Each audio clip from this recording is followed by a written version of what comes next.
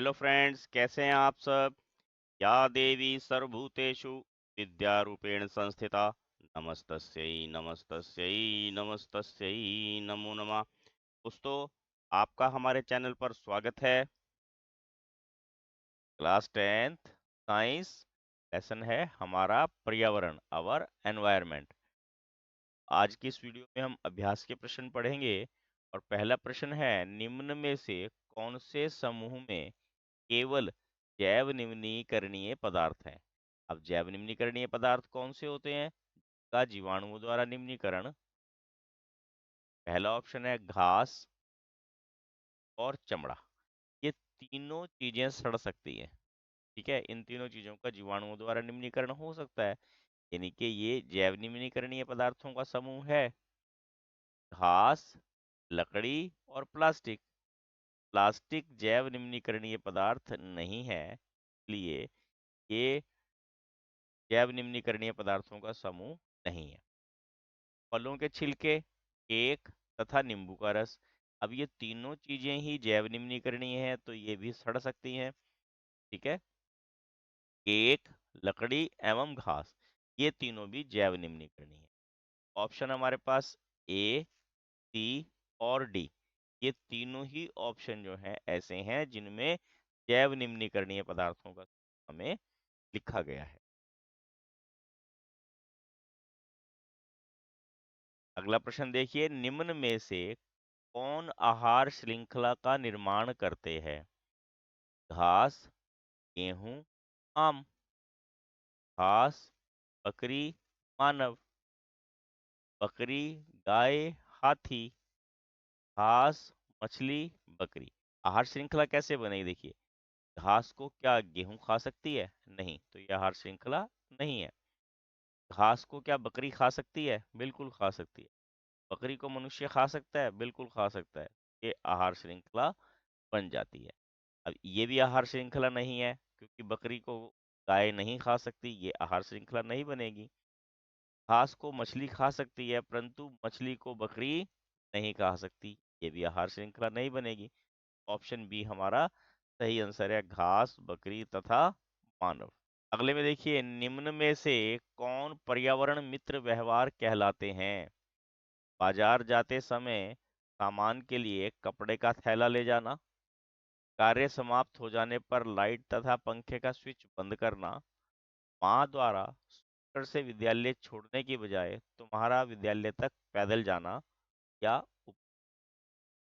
बाजार जाते समय अगर हम कपड़े का थैला ले जाएंगे, ये भी पर्यावरण मित्र व्यवहार कहलाता है। अगर हमने काम करने के बाद लाइट बंद कर दी, तो ये भी पर्यावरण मित्र व्यवहार कहलाता है। और स्कूटर के बजाय अगर पैदल जाएंगे, तो ये भी हमारा पर्यावरण मित्र व्यवहार कहलाएगा। इसलिए तभी इसका सही आंसर हो। ठीक है,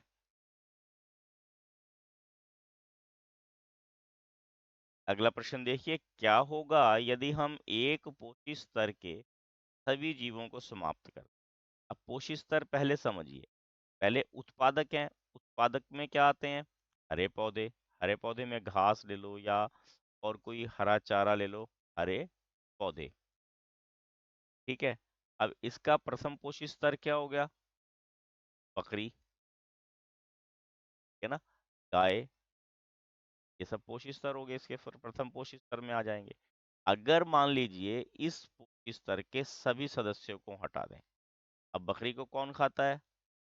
शेर। ठीक है, बकरी को शेर खाता है, बकरियां सारी खत्म होगी, यहाँ है ही नहीं बकरी। शेर क्या खाएंगे? शेर घास तो नहीं खाएगा। ठीक है ना, क्या होगा? अब एक हमने पोषी स्तर हटाया तो पूरी आहार श्रृंखला बर्बाद हो जाएगी।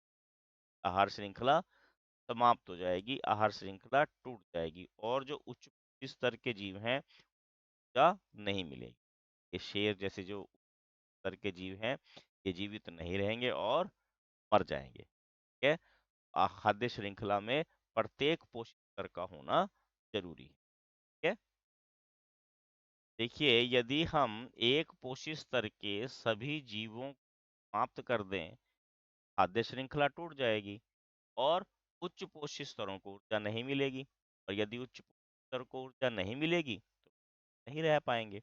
अब हमने यहाँ एक खाद्य श्रृंखला का एग्जाम्पल लिया है। देखिए, घास, हिरण और बकरी।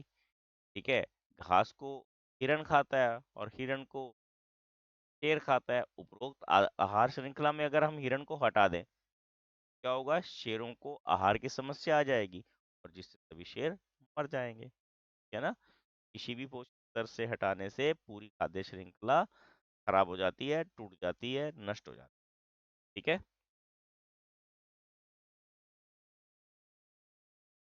नेक्स्ट प्रश्न देखिए। क्या किसी पोषी स्तर के सभी सदस्यों को हटाने का प्रभाव भिन्न भिन्न पोषी स्तर के लिए अलग अलग होगा? क्या किसी पोषी स्तर के जीवों को पारितंत्र को प्रभावित किए बिना हटाना संभव है? दोस्तों, किसी भी पोषी स्तर में जो सदस्य होते हैं, सभी सदस्यों का हटाने का प्रभाव हर एक पर अलग अलग होता है। ठीक है, मान लो हमने आपको उदाहरण दिया था घास, बकरी और शेर। अब सपोज कीजिए इसमें हम शाकाहारी को हटा दें। अगर शाकाहारी को हटा देंगे तो क्या होगा? मांसाहारी खत्म हो जाएंगे। ठीक है ना? और अगर यहाँ से मांसाहारी को हटा दें तो शाकाहारियों की संख्या बढ़ जाएगी। शाकाहारियों की संख्या बढ़ने से खाने के लिए घास नहीं मिलेगा, सारे भूख के कारण मर जाएंगे। ठीक है, और अगर यहाँ से हम अपघटकों को हटा दें तो अपघटक होते हैं, सूक्ष्म जीव होते हैं, जैसे जो उच्च स्तर के जीव होते हैं जो उनको अपघटन करके खत्म करते हैं, जो यानी कि मृत पौधों या जीव जंतुओं मृदा में मिलाने का काम करते हैं। अगर उनको हटा दें तो क्या होगा? बीमारियों फैलने का खतरा रहेगा। क्या कह सकते हैं कि किसी भी पोषी स्तर के जीवों पारितंत्र को बिना प्रभावित करे हटाना संभव नहीं है। ठीक है, समझ में आ गया होगा आपको। देखिए, किसी पोषी स्तर के सभी सदस्यों को हटाने का प्रभाव भिन्न भिन्न पोषी स्तरों के लिए भिन्न भिन्न होता है। उत्पादकों को हटाने से पूरा पारितंत्र जो है वो नष्ट हो सकता है। ये पारितंत्र शब्द है। ठीक है, शाकाहारियों को हटाने से देखिए क्या प्रभाव पड़ेगा? उत्पादकों की संख्या बढ़ जाएगी, मांसाहारी भूखे मर जाएंगे, जैसे मैंने ऊपर एग्जाम्पल में बताया था। मांसाहारियों को हटाने से शाकाहारियों की संख्या बढ़ जाएगी, इससे वनस्पति कम हो जाएगी, घास नहीं मिलेगा खाने को। अपघटकों को हटाएंगे तो मृत पेड़ पौधे और जीव जंतुओं का ढेर लग जाएगा, इससे बीमारियां फैलने का खतरा बना रहेगा। अतः है किसी भी पोषी स्तर के जीवों पारितंत्र को प्रभावित किए बिना हटाना संभव नहीं है। ठीक है, please like share and subscribe my channel. Thank you, have a nice day.